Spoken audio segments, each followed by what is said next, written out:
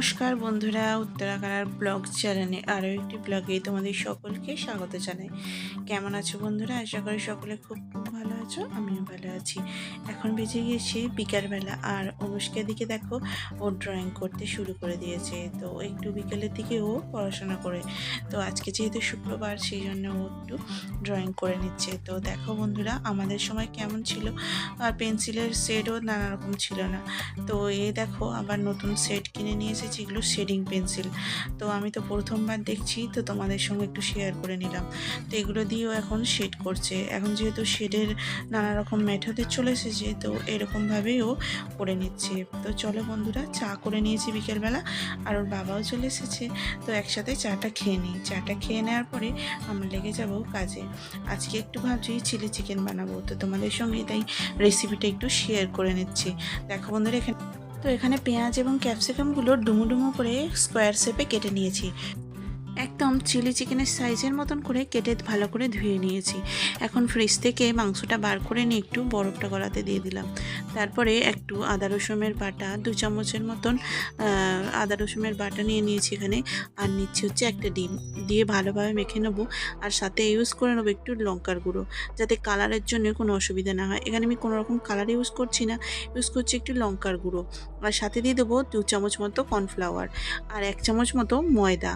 তো এগুলো সব উপকরণ একসাথে দিয়ে ভালোভাবে মাংসটাকে মেখে নেব। তো চামচে করে প্রথমে মাখার চেষ্টা করলাম, কিন্তু যেহেতু এত কিছু আছে, তো হাতে করে ভালোভাবে মেখে নিয়ে সুন্দরভাবে একটুখানি রেখে দিলাম। তো বেশিক্ষণ রাখবো না, কারণ সময়টা একটু কম আছে। তো 10-15 মিনিট রাখার পরেই আবার কিন্তু ভাজা চালু করে দেবো। তো এখানে বন্ধুরা মেখে নিয়েছি ভালোভাবে, আর কিছুক্ষণের জন্য এটাকে রেখে দিলাম। তো তার ফাঁকে আমি কেটে নিচ্ছি এখানে ছোটো ছোটো করে ফ্রাইড রাইসের জন্য বিনস, গাজর এবং ক্যাপসিকাম। এগুলোকে ভালোভাবে ছোটো ছোটো টুকরো করে কেটে নিয়েছি। তো ফ্রাইড রাইসটা এদিকে চাপিয়ে দিয়েছি, তার জন্য কিন্তু প্রথমে কিন্তু চাপিয়ে দিচ্ছি কড়াটা। তো তারপরে এদিকে ভাতটা বসিয়ে দেবো। আর বাসমতি চালের ভাত করছি যেহেতু ফ্রাইড রাইসের জন্য, তো এখানে কড়াটা গরম হয়ে গেলেই একে একে পকোড়াগুলো ছেড়ে দেবো। তো মাংসটা এখানে ম্যারিনেট করে রাখা হয়ে গিয়েছিল অনেকক্ষণ। তো তারপরে দেখো বন্ধুরা, এক এক করে ছেড়ে দিচ্ছি। তো বেশ কয়েকদিন হয়ে গেলে অনুষ্কা কিন্তু বায়না করেই যাচ্ছে যে মা একটু চিলি চিকেন খাবো। তো বিভিন্ন কাজের জন্য এটা হয়ে আর ওঠেনি। তো আজকে ভীষণভাবে খুশি সবাই যে আজকে একটু রান্নাটা করে ফেলছি। চলো বন্ধুরা, একবার দিয়ে দিয়েছি, তো এগুলোকেই উল্টে দিচ্ছি। তো ভালোভাবে ভাজা করে নিচ্ছি যাতে তাড়াতাড়ি করে হয়ে যায়। তো প্রথমে বন্ধুরা এগুলো কিন্তু আমার বোন খাইয়েছিল ওদেরকে। তো যখন আমরা দেশ থেকে আসার সময় ওরা কিন্তু দিয়েছিল। তো যেহেতু আমরা এসিতে টিকিট কেটেছিলাম, তো ভালো ছিল এবং শীতকালের ছিল, তো দেওয়ালির সময় আসছিলাম। তো তখন বোন কিন্তু এইভাবে বানিয়ে আমাদেরকে দিয়েছিল। তো আজকে দেখো, এটা করাতে যাওয়ার ইচ্ছাই নেই, তো টপকে ওইখানেই পড়ে গেল। তো ওটাকে তুলে আবার দিয়ে দিলাম। তো দেখো বন্ধুরা, আর একবার দিয়ে নিচ্ছি। যে কোনো রান্নাই বলো, একটু সময় নিয়ে না করলে না সুস্বাদু হয় না। তো সময় নিয়ে করলেই কিন্তু সুস্বাদু খেতে লাগে। তো এখানে বন্ধুরা আমি ইউজ করেছি শুধুমাত্র চিকেন, যে মোটা পিসগুলো হয় না ওইগুলো। তো এখানে কোনো হাড় বা কোনো কিছু ইউজ করিনি। তো এখানে বন্ধুরা ভাতটা হয়ে গিয়েছে, একবার দেখে নিলাম। তো আর একটু হবে, একটু 80% মতন সিদ্ধ হয়ে গেলেই ভাতটা নামিয়ে নেবো। তো তারপরে বন্ধুরা এগুলো তুলে নেবো।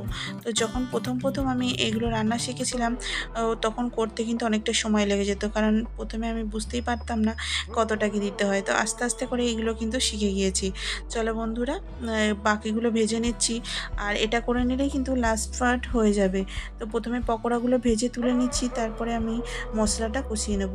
তো যেহেতু অনেকটা পকোড়া ভাজার তেল ইউজ হয়েছে, তো ওই তেলটা একটু নামিয়ে নেব, তো যাতে কি না আমার ভালোভাবে হয়ে যায়। তো অনেকটা তেলই কিন্তু বেঁচে থাকবে, তো তার জন্য একটু তেল কমিয়ে নেবো যাতে তাড়াতাড়ি হয়ে যায়। তো এখানে আমি কেটে নিয়েছি ছোট ছোট করে রসুন এবং আদার কুচি, একদমই ছোট ছোট করে কেটে নিয়েছি যাতে তাড়াতাড়ি হয়ে যায়। দেখো বন্ধুরা, এই পকোড়াগুলো হয়েছে। তো এখানে রসুন কুচিগুলো প্রথমে দিয়ে দিলাম, তারপরে অ্যাড করে দেবো ওই পেঁয়াজ এবং ক্যাপসিকামগুলো। তো এটাকে একটুখানি কাঁচা গন্ধটা কেটে গেলে তারপরে অ্যাড করে দিচ্ছি এইগুলো। তো এগুলো অ্যাড করে দিয়ে হালকাভাবে ভেজে নিচ্ছি। হাই ফ্লেমে কিন্তু এই ভাজাটা করে নিচ্ছি। তো যেহেতু চাইনিজ ডিশ, তাই জন্য কিন্তু হাই ফ্লেমেতে আমি রান্নাটা করে নিচ্ছি। তো দেখো বন্ধুরা, এখানে ভাজাটা হয়ে গিয়েছে। এখন অ্যাড করে দেবো বিভিন্ন রকমের সস, ওই যে রেড চিলি সস এবং সয়া সস একটু। আর এখানে কর্নফ্লাওয়ার 1 চামচ গুলিয়ে নিচ্ছি বাটিতে, ওটা কিন্তু অ্যাড করে দেবো এতে। তো এখানে রেড চিলি সসটা দিয়ে দিলাম। আর একটু অ্যাড করে দেবো টমেটো সস আর সয়া সস। তো 3 রকমের সস দিয়ে ভালোভাবে মশলাটাকে কষিয়ে নিচ্ছি আর একটু অ্যাড করে দেবো জল। আর কর্নফ্লাওয়ারটা গুলেও কিন্তু এখন দিয়ে দিচ্ছি, তো যাতে আমার মশলাটার গ্রেভিটা একটু থিকনেস আসে। তো দেখো বন্ধুরা, অনেকটা গ্রেভি হয়ে গিয়েছে আর এদিকে ভাতটা হয়ে গিয়েছে, নামিয়ে নিয়েছি। আর ওই তেলটা যেটা ছিল ওটাই দিয়ে সবজিগুলো ভেজে নিচ্ছি। যাতে সবজিগুলো তাড়াতাড়ি ভাজা হয়ে যায় তার জন্য একটু অ্যাড করে দিচ্ছি নুন। তো নুনটা দেওয়ার পরেই বন্ধুরা সবজিগুলো তাড়াতাড়ি কিন্তু ভাজা হয়ে যাবে। আর যেহেতু রাত্রিরে রান্না, বেশি একটু হেভি করব না, তো এখানে অ্যাড করে দিলাম গোটা গরম মশলা। এখানে দালচিনি, এলাচ, লবঙ্গ সমস্ত রকমেরই রয়েছে, তো সেগুলো অ্যাড করে দিয়ে ভালোভাবে ভেজে নিচ্ছি। আর লাস্টে অ্যাড করে দেবো একটু ঘি।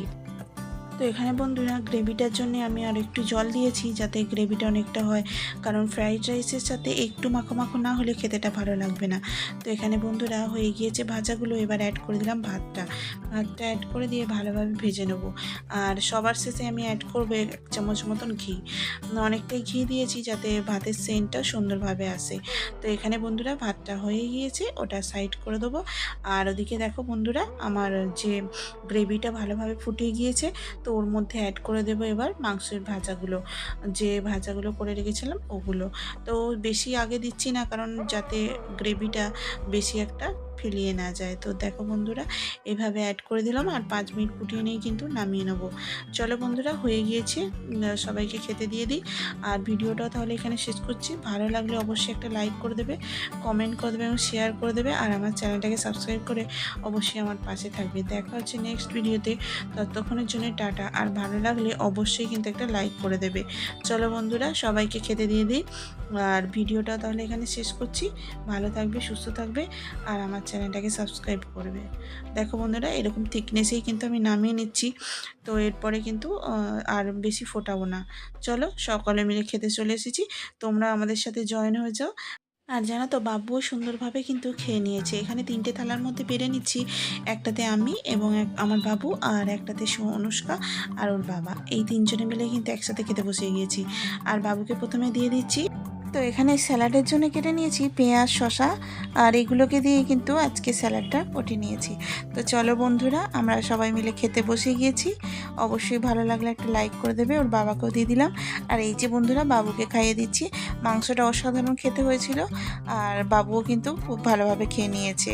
চলো, দেখা হচ্ছে নেক্সট ভিডিওতে, ততক্ষণে যে টাটা। ভালো লাগলে অবশ্যই একটা লাইক করে দেবে আর সুস্থ থাকবে, ভালো থাকবে। দেখা হচ্ছে পরের ভিডিওতে।